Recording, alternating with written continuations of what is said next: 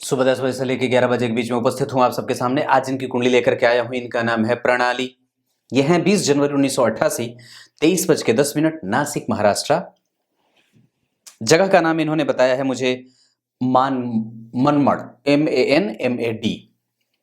ध्यान से समझिएगा, ये एक ऐसी कुंडली है जो आजकल के अधिकतर कुंडलियों में, अधिकतर जीवन में ये समस्या बनी है। विवाह, बच्चा भी है, पति जो है वो झूठ भी बोलता है, दाम्पत्य टूटने के कगार पे है, क्या करना चाहिए, और एक सही निर्णय लेने के लिए व्यक्ति ज्योतिषी के पास आया है। तो उसको यह समझाने का मेरा 100% प्रयास रहेगा कि सही क्या है और आखिर ऐसा हो रहा है तो क्यों हो रहा है। हम जितनी जल्दी अपने जीवन में इस चीज को समझ लें, उतनी ही जल्दी हमारी समस्या छू मंतर हो जाती है। सबसे बड़ी समस्या कि हम ज्योतिष और कुंडली को और जीवन को सिर्फ वर्तमान से जोड़ करके देखते हैं, जबकि आपको यह आवश्यक रूप से समझ लेना चाहिए कि यह सिर्फ इस जन्म का साथ नहीं है, ये पिछले कई जन्मों का किया कराया है जो आप लेकर के आप ग्रह नक्षत्रों की स्थिति में बैठे हैं। ये ग्रह जो होते हैं वो कई जन्मों से आपके साथ संबंध बना करके बैठे हुए हैं और इनकी दशाएं आपके किए गए कृत्यों के आधार पर ही विंशोत्तरी दशा का और अष्टोत्तरी दशा का निर्माण होता है या चलती है।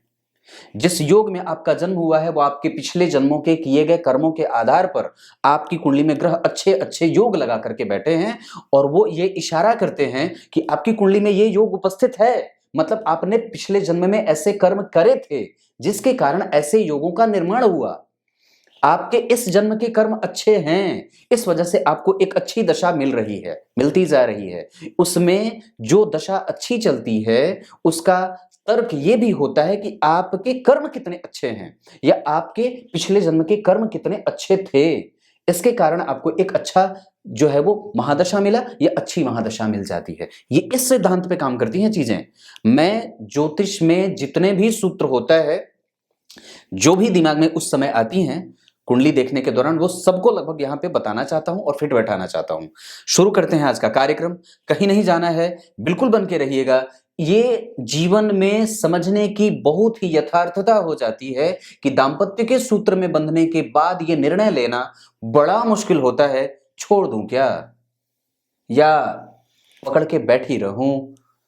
वो समझता क्यों नहीं है कि मैं उसे प्रेम करती हूं, पर वो बताता भी तो नहीं है कि वो मुझे प्रेम करता है। इसी उधेड़-बुन से बाहर निकालने की ये एक कोशिश है। आइए शुरू करते हैं आज का कार्यक्रम।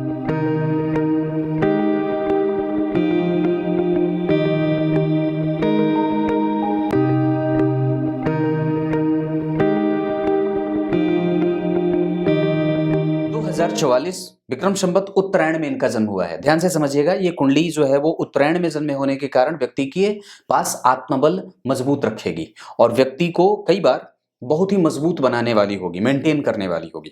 साथ ही साथ शिशिर ऋतु में जन्मे होने के कारण इनका प्रभाव कई बार देर से विकसित होगा। शुक्ल पक्ष के द्वितीय तिथि के चंद्रमा जो होते हैं वो पापक होते हैं।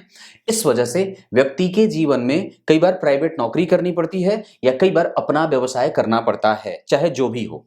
बुधवार के जन्मे होने के कारण व्यक्ति परिपक्व है, बुद्धिमान है, तार्किक है और समझदार है। साथ ही साथ चंचल भी है। उसके डिसीजन मेकिंग कैपेसिटी में बहुत ज्यादा कई बार जल्दबाजी भी देखी जा सकती है। यह समझने की बात है, बहुत ध्यान से समझना। शुक्ल पक्ष के द्वितीय तिथि के चंद्रमा पापक हुए, इस वजह से यहां पे समस्या होगी। तो कहां पे? मन, बुद्धि और अनुभव या एहसास या फिर व्यक्ति की जो भावना है, इमोशन, उसमें आप कमजोर हो सकते हैं। इस पे आपको काम करने की आवश्यकता है। मतलब निर्णय लेने में जल्दबाजी नहीं, स्टडी करिए। स्टडी धीरे धीरे गंभीर बनना ही होगा, नहीं तो जल्दबाजी में लिया गया निर्णय कई बार जीवन भर पश्चाताप का कारण बन जाता है। हमें अपनी कुंडली को समझना है, इसका मतलब है कि हमें अपने आप को समझना है। व्यतिपात योग ये ठीक नहीं है, इस कारण से ये समस्या कई बार आपके जीवन में लाएगा, चाहे वो दाम्पत्य को लेकर के हो, चाहे वो विपरीत परिस्थिति के निर्माण को लेकर के हो, चाहे वो ऑपरेशन को लेकर के हो, चाहे स्वास्थ्य को लेकर के हो, चाहे जीवन में आय और व्यय की स्थिति को लेकर के हो। ये व्यतिपात योग अच्छा योग नहीं माना जाता है। कौलवकरण, वैश्य वर्ण और राक्षस गण के होने के कारण व्यक्ति जो है वो थोड़ा लोभी है, व्यक्ति जो है वो आकर्षक है, व्यक्ति कामी है, प्रेम पाना चाहता है और दरअसल वो कामुकता से भरा हुआ भी है। उसके पास ऐसी काया है परमात्मा ने उसे ऐसी काया दे रखी है जो किसी को भी आकृष्ट करे और किसी को भी मोहित कर ले। पक्की बात है।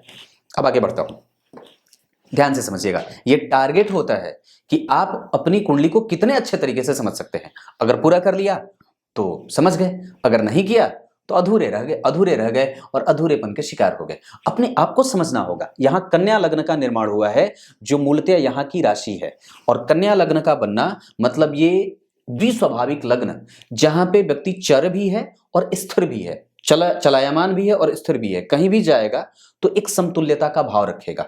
इस कुंडली के लिए 4 अंक पापी भाव होता है, और इस कुंडली के लिए 3 अंक दशम भाव, और इस कुंडली के लिए 2 अंक। इन दोनों में आप अगर गौर करेंगे तो मेष राशि अच्छी साबित होगी, सिंह राशि अच्छी साबित होगी, तुला राशि अच्छी साबित होगी, और साथ ही साथ धनु राशि अच्छी साबित होगी। ये 4 राशियां विशेषतया अगर मैं कहूं तो मेष, मिथुन, सिंह और तुला, ये 4 राशियां अच्छी, मेष, मिथुन, सिंह और तुला। इन 4 राशि के लोगों से आपकी मित्रता अच्छी होगी। आपकी कुंडली के हिसाब से आप उत्तर दिशा की तरफ जा सकते हैं, और आपकी कुंडली के हिसाब से 5 अंक अच्छा होगा। मतलब 5 तारीख, 14 तारीख और 23 तारीख को अगर कोई भी काम करना हो, बुधवार और रविवार का दिन आपके लिए अच्छा होगा। इतनी बात समझ में आ गई होगी। दिशा मैंने बताया, राशियां बताई, वार बताए और दिन बता दिए। अब आपकी कुंडली में ध्यान से इधर समझिए, इनका सवाल पहले पढ़ देता हूं, ध्यान से समझिएगा। कितनी अजीब बात है और कितनी अद्भुत, मतलब ये कमजोरी वाली बात है जिसे मैं थोड़ा अजीब समझता हूं कि हम एक बात जब दांपत्य में बंध जाते हैं तो हम क्यों उसके प्रति जिम्मेदार नहीं होते। आजकल मैंने कई बार ये बात कही है कि आजकल के लोगों में जिम्मेदारी को निभाने की ताकत और हैसियत कम हो गई है, क्योंकि हम कामुक ज्यादा हो गए हैं। इसके पीछे का कारण यह है कि हम विवाह से पहले ही विवाह का सुख लेना चाहते हैं। क्योंकि हम विवाह से पहले ही विवाह का सुख लेना चाहते हैं, इसी वजह से हमारे अंदर कामुकता कहीं ना कहीं बड़ी है, और हमारे अंदर, हमारे चाहे भोजन का प्रभाव हो, चाहे किसी भी तरीके का, चाहे वो पर्यावरण का प्रभाव हो, आप कृत्रिम तरीके से अपना वीर्य निकालते हैं, कृत्रिम तरीके से अपना वीर्यपात करते हैं, और यही कारण है कि आज हम, चाहे कोई भी हो, वो व्यक्ति कमजोर है, उसकी मानसिकता या फिर उसकी स्थिति। समझने की बात है कि व्यक्ति के ऊपर से जब सवाल ये आता है, पहला सवाल, शादी के तुरंत बाद बहुत परेशानी रही, क्या तलाक लेना सही होगा? अब एक बात समझते हैं। इन्होंने आगे लिखा है कि मेरा पति बड़ा झूठा है और मेरा पति बड़ा झूठ बोलता है और वो पुलिस वाला है। ध्यान से समझिएगा, मैं बिल्कुल साफ बोलता हूं। राहु के साथ गुरु बैठे हैं और इस भाव के अधिपति के साथ राहु का संयोग, राहु की दशा अच्छी जाएगी इस जातिका के लिए। क्योंकि राहु अगर, ध्यान से समझिए, मैं सूत्र भी साथ में बताता चल रहा हूं। राहु अगर जन्म कुंडली में दशम केंद्र के अधिपति के साथ या त्रिकोण के अधिपति के साथ बैठे हों, और अगर वो शुभ ग्रह के साथ बैठे हों और उस पे किसी शुभ ग्रह का प्रभाव हो, केतु भी चूंकि शुभ ग्रह की राशि में बैठे हैं, या उससे तृतीय भाव में शुभ ग्रह की राशि हो, इधर भी शुभ ग्रह की राशि, इधर सम संख्या की राशि राहु को बल देगा। यहां पे राहु के ऊपर किसी भी पाप ग्रह का कोई प्रभाव नहीं, उसके ठीक पीछे शुभ ग्रह शुक्र बैठे हैं, उच्चाभिलाषी हैं, इस वजह से राहु के पास एक अतिरिक्त बल भी मिलेगा। दूसरी बात, वो केंद्र में, केंद्र के अधिपति के साथ बैठा है, ये राजयोग कारक हो जाएगा। इस कारण से यहां पे राहु की दशा अच्छी जाएगी। लेकिन राहु का जो अपना प्रभाव होता है वो व्यक्ति के पति को, किसी भी स्त्री जातिका की कुंडली के लिए गुरु का मजबूत होना अत्यंत आवश्यक है। वैसे तो प्रत्येक व्यक्ति की कुंडली में गुरु का और सूर्य का मजबूत होना बड़ा आवश्यक होता है, लेकिन अगर आपकी कुंडली में गुरु कमजोर हो रहे हैं तो निश्चित रूप से पति कमजोर है। अब यहां पे मैं अगर गुरु की चर्चा करता हूं तो गुरु रेवती नक्षत्र में बैठे हैं। अब पति कैसा होगा? तो पति जो होगा वो बड़ा चंचल बुद्धि का होगा, झूठा होगा, बुद्धिमान होगा, तुरंत ही नए तर्क गढ़ लेगा, तुरंत ही नए प्रभावों को विकसित कर लेगा, तुरंत ही बदल जाएगा, छलिया हो जाता है। और अगर वो राहु के साथ बैठा है तो उसमें उसका प्रभाव और उसकी गलती क्या है? कोई तो नहीं है, वो तो राहु के साथ बैठा है, वो अपना काम कर रहा है। और सच्ची बात है कि उसको इस बात का कभी भान भी नहीं होगा कि वो आपके साथ दोहरा खेल खेल रहा है, क्योंकि आपकी कुंडली में गुरु जो है वो पति हैं और वो पति राहु के साथ बैठा है। उस पे किसी, वो तो दरअसल वो तो छटपटा रहा है कि मुझे किसी अच्छे ग्रह का प्रभाव क्यों नहीं मिल रहा है। इस राहु ने आपके पति को बिगाड़ा है। गौर करिए, वो सबसे पहले तो चंचल नक्षत्र में बैठे, बुध के नक्षत्र में बैठे हैं, चलिया बनाएंगे।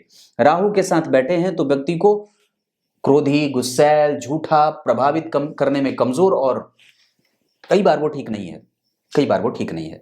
आप उसी चीज को अगर यहां देखते हैं तो यहां भी सप्तम भाव में मंगल बैठे हैं, जो व्यक्ति के पति को तिकड़मबाज, तिकड़मी, झूठा और कई बार नशे में रहने वाला बना देते हैं, जो प्रायः सकी, संकालू और हमेशा ही रणनीति और राजनीति में डूबा हुआ है। मंगल वही तो करवाता है। आप अपने पूर्व जन्म में जाकर के देखिए कि आपने करा क्या है। पूर्व जन्म के भाव में अमावस्या दोष लगा है, और इस वजह से कि जन्म कुंडली में यहां पे चंद्रमा बैठे हैं, ये ठीक है, ये ठीक है। इसका मतलब है कि अगर आपकी कुंडली में पति ऐसा मिल रहा है तो इसमें आपके ही कर्मों का प्रभाव था, क्योंकि आपकी कुंडली ऐसी बनी हुई है।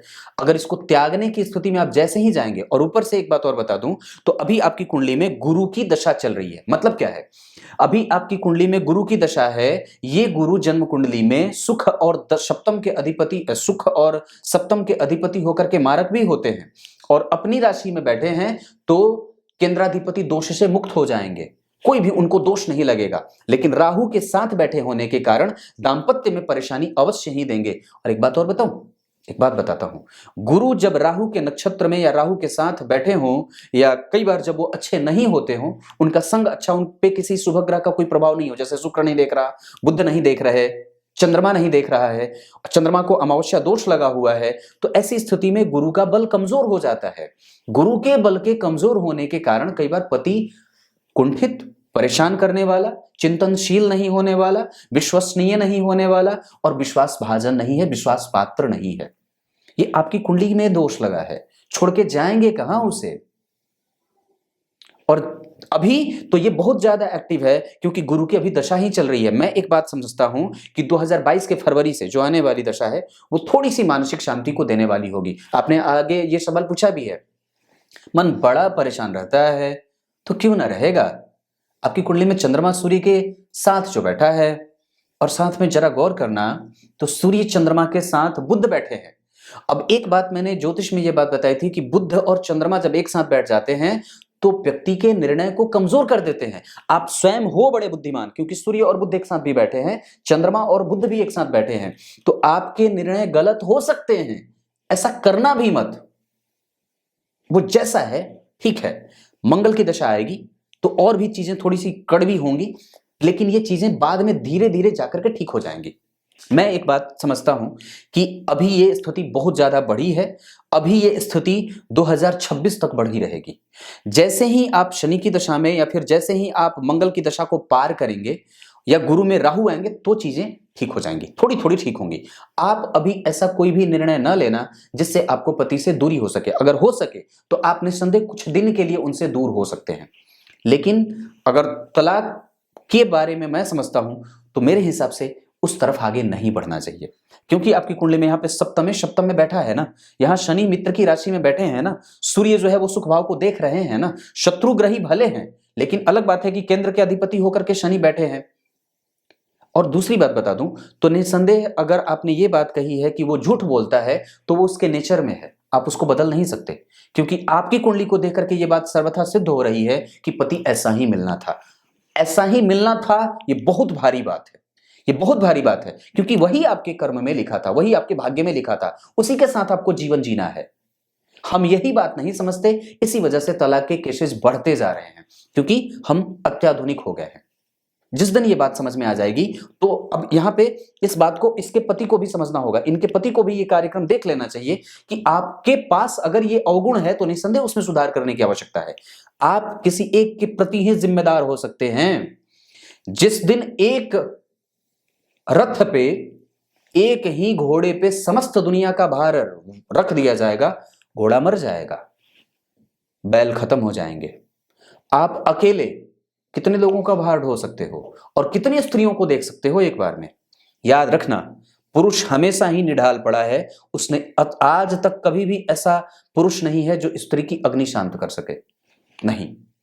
इस वजह से जितनी ज्यादा हो सके ईमानदार हो जाओ, नहीं तो ये थप्पड़ लगाने वाली बात हो जाएगी, फिर घूम करके यहीं आना होगा इसी के पास, क्योंकि वस्तुतः एक दूसरे का संग यहीं लिखा है और यही होना है। ये तो पहले सवाल का उत्तर था। बिजनेस, जिम या योगा क्लासेस शुरू किया तो उन्नति होगी, बिल्कुल ठीक है। ऐसा इसलिए क्योंकि गुरु ने मंगल को देखा है, आप कुछ भी सिखा सकते हैं। मंगल बढ़िया है, पराक्रम भाव का अधिपति पराक्रम में बैठा है। मंगल जो है वो अनुराधा में बैठे हैं, जिसके अधिपति शनि इस कुंडली में पंचमेश और छठे भाव के अधिपति होते हैं। वो वस्तुतः आपको कभी कभी मशक्कत भी करवाएंगे, रगड़ेंगे, घिसेंगे, घिसटवाने का काम करेंगे, लेकिन फिर भी वो जन्म कुंडली में वहां पे एक शुभ ग्रह बैठा है जो कि उच्चाभिलाषी है, तो कम से कम आपको एक सकारात्मक माहौल जरूर आपके साथ रहेगा। आपके पास आपका अनुभव, आपके पास आपका बल, आपके पास ताकत वो है, क्योंकि लग्न के अधिपति और जन्म कुंडली में 12वें के अधिपति, अगर आप चाहें तो अपने जन्म स्थान से थोड़ी दूर जा करके या फिर अपने मैके में रह करके भी इस काम को कर सकते हैं। दूसरे नंबर पे पिता का संग आपके साथ है, लग्न के अधिपति और दशम के अधिपति और भाग्य के अधिपति शुक्र जन्म कुंडली में चतुर्थ में है। आपकी संपत्ति और आपका धन कोई भी हड़प नहीं सकता है, और वस्तुतः आप अगर खुद का काम करेंगे तो ज्यादा बढ़िया रहेगा, क्योंकि सूर्य और बुध एक साथ बैठ करके आपको बुद्धिमान बना रहे हैं और व्यक्ति को कुशाग्र बुद्धि का। अब यहां पे एक कहानी, छोटी सी बात बता दूं। चंद्रमा देवगुरु बृहस्पति की पत्नी तारा को अपने यहां लेकर के आ जाते हैं, मतलब उन्हें उनका अपहरण करके, और उसके बाद तारा के गर्भ में चंद्रमा का पुत्र चला जाता है, मतलब पोषित होता है। और देवगुरु बृहस्पति को जब ये बात पता चलती, इसके वजह से देवासुर संग्राम छिड़ गया, मतलब देवगुरु बृहस्पति में और चंद्रमा में युद्ध की स्थिति हो गई। बीच में ब्रह्मा जी को आना पड़ा। जब बीच में ब्रह्मा जी आए तो उन्होंने बात किसी भी तरीके से सलटा करके तारा को गुरु को दे दिया कि ये तुम्हारी पत्नी थी, आप इसे अपने पास रखो। चंद्रमा हो गए किनारे। तारा के गर्भ में बुध पल रहे थे।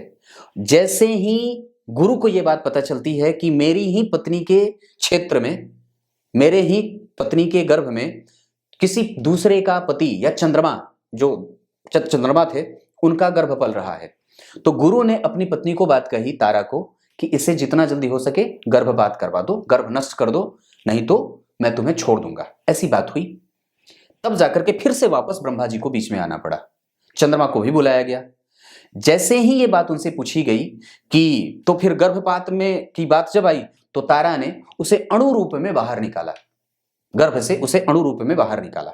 बुद्ध सामने उपस्थित थे बालकपन के रूप में, अभी वो बोलने वाले थे नहीं। तो दोनों का मन मोहित हो जाता है, चंद्रमा का भी और गुरु का भी, कि वाह ये बच्चा कितना सुंदर है। तारा का भी मन मोहित हो जाता है। तो वो स्वयं पूछ बैठता है, मैं किसका पुत्र हूं। बुद्ध स्वयं पूछ बैठते हैं, मैं किसका पुत्र हूं। या गुरु साक्षात जो है वो ब्रह्मा जी पूछते हैं, ये किसका पुत्र है। तो तारा चुप हो जाती है, वो बोलती नहीं है क्योंकि उन्हें लज्जा आती है। तो स्वयं ये बुद्ध बात बोल जाते हैं और शाप दे देते हैं कि ये बात तुमने क्यों नहीं कहा कि मैं चंद्रमा का पुत्र हूं। और जैसे ही ये बात बुद्ध बोलते हैं, देवगुरु बृहस्पति भी हंस पड़ते हैं, चंद्रमा भी हंस देते हैं और तारा भी हंसती है, साथ में गुरु ब्रह्मा भी हंस देते हैं, क्योंकि ये बच्चा इतना छोटा है और इसको ये बात सत्य पता है, मतलब सत्यभाषी है। तो बुद्ध को उसी समय वो पुत्र चंद्रमा को दे दिया जाता है। लेकिन बुद्ध वहां पे चंद्रमा से भी कुपित हो जाते हैं। इसी वजह से बुद्ध जो है वो चंद्रमा को अपना शत्रु मानते हैं। इसी वजह से बुद्ध जो है वो चंद्रमा को अपना शत्रु मानते हैं, तभी से ये बात है। लेकिन उसी समय देवगुरु बृहस्पति, चलिए ठीक है, लेकिन ब्रह्मा जी ने गुरु को वरदान दे दिया कि तू कुशाग्र बुद्धि का होगा। देवगुरु बृहस्पति पीले थे और तारा लाल थी और चंद्रमा थे सफेद। तीनों का मिक्सचर बना और बुद्ध बन गए श्याम वर्ण के, मतलब वो श्वेत श्याम हो गए, दुर्वादल के समान हो गए। इसी वजह से इनके गले में पीले पुष्प की माला अर्पित होती है। आपने कनेर का पुष्प देखा हो, कनेर का पुष्प हरा भी होता है, नीचे से सफेद भी होता है और पीला भी होता है। तीनों का मिश्रित वर्ण जो होता है वही कनेर का पुष्प है, जिससे भगवान सूर्य भी बड़े प्रसन्न होते हैं। कनेर की पुष्प की माला व्यक्ति अगर अर्पित करे तो भगवान सूर्य प्रसन्न हो जाते हैं। यही बुद्ध का स्वरूप है। अगर आपकी कुंडली में देख रहा हूं तो लग्न के अधिपति पंचम भाव में बैठे हैं, चंद्रमा के साथ, सूर्य के साथ बैठे हैं। व्यक्ति बुद्धिमान है, कुशाग्र बुद्धि का है, किसी को कुछ भी सिखा सकता है, किसी को कुछ भी समझा सकता है, किसी से कुछ भी सीख सकता है। इसका मतलब है कि गुरुता है, क्योंकि लग्न को गुरु देख रहे हैं, गुरु ने मंगल को देखा है तो शिक्षक ये गुण भी है। और जन्म कुंडली में सूर्य और बुध है तो व्यक्ति बुद्धिमान भी है, वो अपना काम आसानी से कर लेगा और उसमें यश भी पाएगा। अब जरा गौर करिए तो लग्न के अधिपति लग्न कुंडली में मित्र की राशि में बैठे हैं, शनि की राशि में, और उस पे किसी भी शुभ ग्रह का कोई प्रभाव नहीं, केतु देख रहे हैं जो कि शुभदायी हैं क्योंकि वो शुभ ग्रह की राशि में बैठे हैं और वो बुध नवांश कुंडली में चंद्रमा की राशि में और वो चंद्रमा बुध की राशि में। ये सबसे अच्छी बात, मतलब लग्नेश जो हैं वो नवांश कुंडली में परिवर्तन राजयोग के निर्माता बन रहे हैं। इसका मतलब है कि व्यक्ति अगर किसी को कला सिखा दे, नृत्य सिखा दे, गाने का सिखा दे, बजाने का सिखा दे, कुछ भी इस तरीके काम, कोई ट्रेनिंग दे दे, किसी को सिखा दे, तो ये काम बिल्कुल ही कर सकता है क्योंकि यहाँ पे भी वो चंद्रमा की राशि में और चंद्रमा जो है वो बुध की राशि में, ये परिवर्तन राजयोग, और बाद में जाकर के ये चीज ठीक होता दिख रहा है क्योंकि यहाँ पे देखिए शुभकर्त्री लगा है, लग्न के पीछे भी बुध, आगे चंद्रमा, ये एक अच्छी बात है।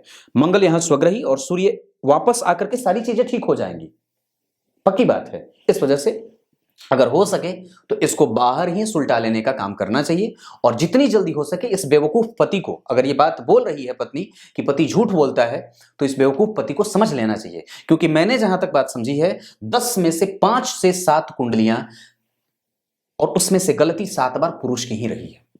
3 ही बार ऐसी स्थिति हुई है जहां स्त्री दोषी पाई गई है, लेकिन हमेशा समस्या, क्योंकि यहां पे भी साफ और प्रत्यक्षतया देखा जा रहा है कि गुरु के संग राहु हैं, मतलब पति दुष्ट हो सकता है, लेकिन हमें समझने की आवश्यकता होगी कि ऐसा आप में था तभी आपको मिला है। क्लियर है? आगे इनका सवाल है कि सेहत ठीक रहेगी क्या? एक बार सर्जरी हो चुकी है राहु की दशा में, कई बार व्यक्ति जो होता है वो पुरानी बीमारी से मुक्ति भी पाता है। राहु की दशा में इनकी कुंडली में एक बार सर्जरी हुई और व्यक्ति उस रोग से मुक्त भी हुआ है। अब आगे ऐसी स्थिति मैं नहीं देख रहा क्योंकि जन्म कुंडली में भाग्य भाव के अधिपति हैं और इसने ही आपको जीवित किया, गुरु का बल था, राहु बूढ़ा करके मारते हैं, ऐसी स्थिति बन रही है, तो आगे की स्थिति ठीक है। रोग भाव के अधिपति जन्म कुंडली में रोग भाव को देख रहे थे, इस वजह से रोग प्रतिरोधक क्षमता मजबूत रही। गुरु राहु के साथ थे, लग्न को देख रहे थे और उनका प्रभाव उच्च का था, इस वजह से व्यक्ति जीवन में सब कुछ प्राप्त भी करेगा। व्यक्ति का व्यक्तित्व अच्छा है, व्यक्ति का पराक्रम भी ठीक है, व्यक्ति जो काम करना चाहता है निस्संदेह उसे कर सकता है। क्लियर है ये चीज?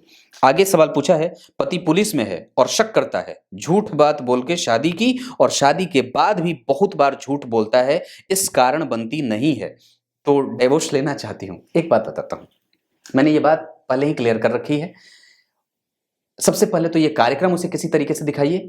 इस बेवकूफ पति को मैं नहीं जानता वो कितना सही है, लेकिन हाँ कार्यक्रम और कुंडली को देख करके ये बात बिल्कुल 100% ये बात सही है कि पति ऐसा हो सकता है, क्योंकि यहाँ भी पति के घर में या फिर यहाँ पे शनि बैठे हैं, तो झूठा हो, गंदा हो, गंदे विचारों वाला हो, शनि मंगल है ना, तो ऐसी स्थिति बनती है। नशेड़ी हो, नशा करने वाला हो, धूर्त हो, चालबाज हो, राजनीति करने वाला हो, ऐसा हो सकता है क्योंकि केंद्र में तीनों पापग्रह बैठे हैं, ये ठीक नहीं होता है। इस वजह से ही दाम्पत्य कई बार टूटने के कगार पे जा रहा है। लेकिन अगर ये कुंडली ऐसी कह रही है कि दाम्पत्य टूट सकता है और आपने अगर तोड़ लिया तो फिर सीखा क्या ज्योतिष से, और इसको अगर आपने फुलफिल कर दिया, इसका मतलब क्या है कि हमने सीखा क्या?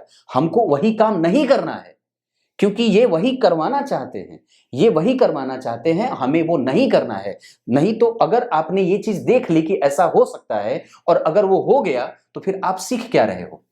क्योंकि ज्योतिष तो यही कहता है और ज्योतिष के सिद्धांत तो यही कहते हैं कि आगे ये होने वाला है, बच के चलो, नहीं तो गड्ढे में गिरोगे। तो ये करवाने का प्रयास कर रहे हैं और चारों तरफ से आपको घेरने का प्रयास भी कर रहे हैं, लेकिन कुंडली देखने के बाद भी अगर आपने यही काम किया तो फिर ज्योतिष का मतलब क्या रहा? क्योंकि ये तो दिग्दर्शन कराता है और आपको आपकी समस्या, आने वाली जो समस्या है उससे आपको मुक्त करना चाहता है, तो मतलब नहीं है, मतलब सुलटाना है उसको किसी भी तरीके से नर्चर करना है, ठीक करने की बारी है। ये बात समझना होगा। ये सवाल यहां तक खत्म। पुलिस में है श्रीमान, आप क्या किसी दूसरे को न्याय देते होंगे? आपके तो खुद के पैंट फटे पड़े हैं। तो अगर ऐसी बात है तो 2 थप्पड़ सुबह सुबह लगा लिया करिए और जिसका दामन थामा है उसकी जिम्मेदारी उठाइए। अगर हिम्मत है तो निस्संदेह ये बात कहूंगा, आप हो सकता है पद वाले हो पर मुझे डर नहीं लगता। आईएएस और पीसीएस कितने मेरे आगे पीछे जो है वो प्रत्येक दिन मुझसे मैं बात करता हूं, तो मैं इतनी बात जरूर कहता हूं कि अगर हैसियत नहीं है तो दामन नहीं थामना था, हैसियत है तो आगे बढ़ो। ऐसे पुरुषों को तो मुझे लगता है कि रोज दिन पूजा होनी चाहिए, पति देव की पूजा करो पर अलग तरीके वाली। आगे बढ़ता हूं। पति से किसी प्रकार से कोई धोखा तो नहीं है, वो दे ही तो रहा है। अब किस तरीके का धोखा चाहते हैं आप? और मैं एक बात समझता हूं कि आप अपना काम अच्छे तरीके से करिए, आप धर्म से युक्त हो जाइए, शिव जी की पूजा करिए, शिव जी को मनाइए, उसके निकट जाने का प्रयास करिए, उसको प्रेम करने का प्रयास करना होगा। कमर में हाथ डाल करके बात करने की बारी है, क्योंकि ये गुरु नहीं चाहते कि आपका दाम्पत्य सुधरे, क्योंकि वो राहु के साथ हैं। चाहते तो वो हैं, वस्तुतः वो कभी भी ऐसा नहीं चाहेंगे कि आपका दाम्पत्य टूटे, क्योंकि वो गुरु इसी चीज के कारक होते हैं, तो वो निगेटिव तो जाएंगे नहीं। लेकिन राहु ये काम बिगाड़ रहे हैं। गणेश जी की पूजा, शिव परिवार की पूजा जरूर ही प्रत्येक दिन कर लेना चाहिए, और उस पर भरोसा रख के आगे बढ़िए, और बाहर ही लाइए। नहीं तो फिर अगर जैसे ही आप कोर्ट में जाएंगे तो आपकी स्थिति घसीटवाने वाली हो जाएगी, फिर आप परेशान हो जाएंगे। दूसरी बात, आगे इनका सवाल है, लाइफ में खुशी से मानसिक तनाव हमेशा रहता है, कब तक खत्म होगा? एक बात बताता हूं, द्वितीय भाव से विचारों का भाव किया जाता है। यहां से आपके जीवन में और दिमाग में बातें पैदा होती हैं। अष्टम भाव स्वभाव का भाव होता है, इसका अधिपति मंगल इस कुंडली में अच्छे नहीं होते। शुक्र इस कुंडली में, जन्म कुंडली में जो होते हैं वो भाग्य भाव के अधिपति और द्वितीय भाव के अधिपति होकर के अगर नीच के भी बैठे रहेंगे और कहीं भी बैठे रहेंगे तो भी अच्छे परिणाम करेंगे। इसका मतलब है कि अगर वो रोग भाव में बैठे हैं तो मानसिक रोगी बना सकते हैं। इसका मतलब है कि ये समस्या आपकी है। आप किसी भी चीज को इन लार्ज वे में लेते हो, पैम्पर करते हो, बढ़ा चढ़ा करके देखते हो, चिंता ज्यादा करते हो, सोचते ज्यादा हो, और छोटी छोटी बातों का बतंगड़ भी बनाते हो। कई बार विद्रोह ज्यादा करते हो और छोटी छोटी बात को कई बार बहुत ज्यादा बड़ा बना करके घर में इश्यू क्रिएट करते हो। इस चीज को पहले अपने आप में सुधार करना होगा, क्योंकि आपकी कुंडली में वैचारिक जो भाव है, जहां से विचार उत्पन्न हो रहे हैं, वो बीमार है। हमें उसे ठीक करना होगा। वस्तुतः आपकी कुंडली में गुरु राहु के साथ है। यह दबाव आपके ऊपर भी है कि आप कितने कंपनसेट करने वाले हैं, कितना जो है वो अपने आप को मजबूत करके एक दूसरे के निकट आने का आप कितना प्रयास करते हैं। सामने वाला अगर छोड़ना चाहता है तो हम उसको कितना पकड़ना चाहते हैं, ये बात भी लागू होनी चाहिए। अगर वो छोड़ने पर तैयार है तो हम उसको पकड़ने पे कितने तैयार हैं। अगर सामने वाला छोड़ना चाहता है तो मैं अगर गले में लिपट के एक बार रो दूं तो क्या वो मुझे छोड़ेगा? वो कितना दुर्दांत दैत्य तो नहीं होगा, और कोई भी क्या हिरण्यकश्यपु से तो बड़ा वो दैत्य नहीं होगा, रावण से तो बड़ा व्यक्ति दुर्मुख नहीं होगा। इसका मतलब है कि आपने अपना प्रयास भी बाकी रखा है गुरु और राहु के कारण। समझने की बारी है। एक सवाल है, लाइफ में खुशी से जी पाऊंगी या नहीं, बहुत ही मानसिक परेशानी में हूं। चंद्रमा आपकी कुंडली में सूर्य के साथ है। शिव जी की पूजा करिए, बजरंगबली की पूजा घर में करिए, शिव परिवार घर में स्थापित करिए, और बहुत अच्छे तरीके से शिव जी को सजाइए घर में। अगर हो सके तो नर्मदेश्वर शिवलिंग अपने घर में रखिए, नाग और नंदी के साथ उनके सपरिवार उनको रखिए और विधिवत उनकी पूजा करिए। अगर हो सके तो चाहे कुछ भी हो जाए, पति के संग रहने का प्रयास करिए। थोड़े दिन दूर रहिए। मैं समझता हूं कि अब वक्त आ गया है जब आप उसके साथ जा सकती हैं, 2022 के फरवरी के बाद। क्लियर है? बेटी का नाम क्या रखूं, यह सवाल बाद में बता दूंगा, फोन पे बता दूंगा। ये आपके सवाल थे। अब इस कुंडली को मैं और भी आपको अच्छे तरीके से समझाना चाहता हूं। पंचम भाव के अधिपति शनि यहां केंद्र त्रिकोण राजयोग बना रहे, ये एक अच्छी बात है। जन्म कुंडली के पंचम भाव में ही अमावस्या दोष लगा है, इस वजह से दाम्पत्य टूटने के कगार पे है। लेकिन हमें तोड़ना नहीं होगा, क्योंकि यही करवाना चाहते हैं ग्रह। आप अगर वही कर लेंगे तो देखने का कोई मतलब नहीं होगा और ये भाषणबाजी व्यर्थ हो जाएगी। दूसरी बात है, आप अपना काम निसंदेह कर सकते हैं, अपना व्यवसाय और खुद का काम ही शुरू करना, किसी के अंडर में जाने की कोई आवश्यकता नहीं है। चंद्रमा और शुक्र किसी भी चीज को सुंदर बनाने का काम आप कर सकते हैं, चाहे वो शरीर को सुंदर बनाने का हो, चाहे वो निरोगी काया देने की बारी हो, चाहे वो आप ब्यूटिशियन का काम कर सकते हैं, किसी को सुंदर बनाना, कॉस्मेटिक चीजें, मिठाई, खोआ, पेड़ा, मिठा मिष्ठान भंडार, घर को सजाने का काम, ये सारी चीजें, स्त्रियों का सौंदर्य प्रसाधन से संबंधित जो भी कारोबार होता है आप वो कर सकते हैं। और खुद का काम तो सबसे पहले, किसी के अंडर में नहीं। आपकी कुंडली में गुरु 12वें है, इस वजह से आपका गुरुत्व थोड़ा कम है, इस वजह से पति रूठा हुआ है, उसको मनाने का प्रयास करिए। और ये कार्यक्रम बैठ करके एक साथ देखिए, कान पकड़ के 2 थप्पड़ उसको लगाइए गाल में, कि व्यक्ति जिम्मेदार हो जाए। क्योंकि पुलिस होकर के अगर ये काम कर रहा है तो निसंदेह निंदनीय है, और जिसके साथ ये व्यक्ति काम करता होगा वो अपने पास जाकर के अपने कलीग वगैरह से क्या बात करता होगा। जिसकी पत्नी इतनी परेशान है, वो व्यक्ति कैसे किसी दूसरे के साथ दामन किसी दूसरे का थाम सकता है, और वो कितना विश्वसनीय हो सकता है? पक्की बात है। ऐसे लोगों को तो क्या कहूं। यहां पे सूर्य, राहु और मंगल। अब एक बात और बताता हूं, यहां सूर्य और राहु मंगल आपको ढाढ़स, साहस और व्यक्ति का कम्युनिकेशन अच्छा रहेगा। व्यक्ति किसी को भी पकड़ करके अपने व्यवसाय को चला सकता है। उसके पास लोग आएंगे अगर वो काम करना शुरू कर देगा तो। निस्संदेह ये बात बिल्कुल ठीक है। यहां पे राहु और बुध बैठे हैं, व्यक्ति के पास साहस है, आप उस पर भरोसा करके आगे बढ़िए, तोड़ने के बारे में विचार मत करिए, क्योंकि यहाँ पे मंगल हैं, सूर्य हैं, शनि हैं, पापक ग्रह बैठे तो पापक फैला रहे हैं, प्रभाव अपना दे रहे हैं, लेकिन अगर उससे आप प्रभावित हो जाएंगे तो फिर बात ही क्या रहेगी। यहाँ पे शुक्र है, केतु हैं, और यहाँ अगर आप गौर करें तो पंचम भाव में अमावस्या दोष लगा है, इस वजह से व्यक्ति को कई बार प्रेम नहीं मिलता है। यहाँ पे चंद्रमा बैठे हैं, बाद में चल करके ठीक हो जाएंगी चीजें, ये क्लियर बात है। ये यहां तक ये बात है। गुरु और चंद्रमा का संयोग ये ठीक है, व्यक्ति विश्वसनीय है, व्यक्ति आप खुद अच्छे हो, आप अपने को भी थोड़ा सा बदल लो, सामने वाले को भी कह दो थोड़ा सा बदल जाए, तो चीजें ठीक हो जाएंगी। टूटने से ज्यादा बेहतर है चीजों को संभाल लिया जाए। तब तक के लिए ये आपकी कुंडली थी। आपकी कुंडली में सप्तम भाव के अधिपति जो गुरु बनते हैं वो वहीं बैठे हैं, मतलब एक आशा की किरण देते हैं, लाभ प्राप्त होगा, व्यक्तित्व बेहतर बनेगा, पराक्रम का सुख भी मिलेगा। जो आप मेहनत करेंगे अपने कर्म क्षेत्र में उसका लाभ आपको मिलेगा और व्यक्ति प्रगति भी कर लेगा। नवांश कुंडली में चंद्रमा जो है वो कन्या राशि के बैठे हैं, वो परिवर्तन राजयोग है, बुध के साथ उनका संबंध अगर नहीं बनता तो ये कुंडली कमजोर बन जाती है। गौर करिए, यहाँ पे आपकी जो राशि बनी है वो बनी है मकर राशि। शनि की 7.5 का भी तो प्रभाव है, इस वजह से भी तो गंदे और गलत निर्णय आप ले सकते हो, इसको भी समझना होगा। शनि की 7.5 में व्यक्ति गंदे और गलत निर्णय लेता है, वो करवाने का प्रयास कर रहे हैं, बच जाइए। दूसरी बात है, यहाँ पे चंद्रमा कन्या राशि के बैठे हैं, मतलब ये एक अच्छी बात है कि नवांश कुंडली में जो राशि का अधिपति बनता है, ये सूत्र है ज्योतिष का, ध्यान से समझिएगा। नवांश कुंडली में चंद्रमा जिस राशि में बैठे हों, अगर उस राशि के अधिपति के साथ चंद्रमा का संबंध बनता हो तो ये अच्छी बात होती है, ये नवांश को मजबूती देती है। यहां पे चंद्रमा बुध से प्रभावित हो रहा है और उसके साथ संबंध में है, क्योंकि दोनों का संबंध परिवर्तन राजयोग में बदल रहा है और चतुर्थ भाव को पॉजिटिविटी मिल रही है। इस वजह से हमें अपने दाम्पत्य पे भरोसा कर लेना चाहिए, उसको आगे बढ़ाने के प्रति। और जब एक बच्ची हो साथ में तब तो और भी ज्यादा ये बात जिम्मेदारी पूर्वक निभाने की बात हो जाती है। मैं समझता हूं कि आपके पति को भी ये बात समझनी होगी कि निस्संदेह दामन थामा है तो उसको जीवन पर्यंत पूरा करे, और नहीं तो फिर डूब के मर जाए। पक्की बात है, मुझे डर नहीं लगता और मैं बिल्कुल ऐसे स्पष्ट बोलने में मुझे कोई संकोच वाली बात नहीं है। गोली मारोगे तो मुझे लगेगी नहीं, ये इतनी बात है। अब क्या बताऊं, कुछ इसी तरीके से आज के कार्यक्रम का समापन करते हैं। तब तक के लिए इजाजत दीजिए। बातें समझ में आ गई होंगी। और एक बात और बताता हूं, कुंडली बिल्कुल स्पष्ट है और कुंडली बिल्कुल साफ बता देती है। आपको कुछ भी पूछने की आवश्यकता ही नहीं है और ना कुछ जानने की आवश्यकता है, बस बदलने की आवश्यकता है। तब तक के लिए बहुत बहुत नमस्कार।